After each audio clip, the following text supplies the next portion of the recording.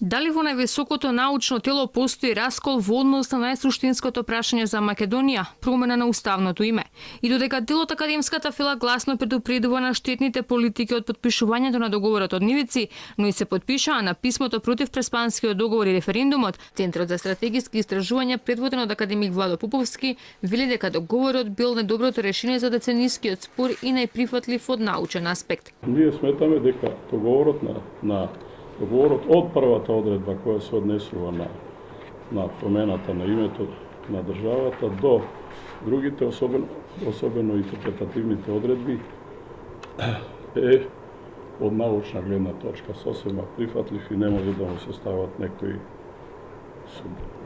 забелешки. За Камбовски ниту идентитетот, ниту јазикот не биле загрозени. Тоа што јазикот останал македонски било голем плюс за Македонија, бидејќи при влезот во европското семејство немало да се убедуваме дали нашиот јазик бил или не македонски.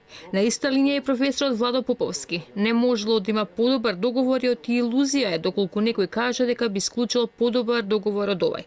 Ставовите на академиците за името и заменувањето на уставот брзо се менуваа, па првиот човек на Ману пред само 5 месеци тврдеше дека Македонија не сме да преговара за ништо друго освен за името и дека промената на уставот не доаѓа во предвид. Фити многу брзо почна да ретерира за своите ставови во годишното експозе пред академијата, иако признава дека се работи за болно прашање.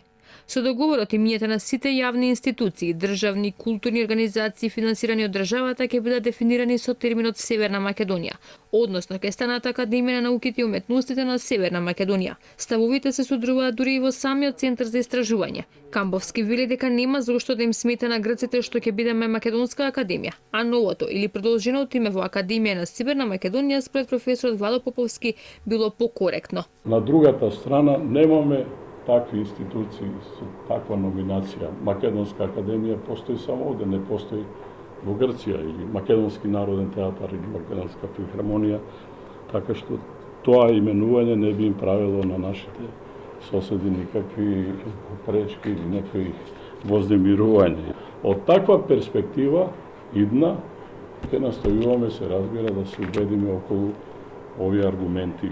Во однос на сегашната јасна договорна консеквенца за името, например, на такви установи каква што е Академијата на науките и уметностите, може би продолженото име Академија на науките и уметностите на Северна Македонија е покоректно во однос на карактерот на Република Македонија.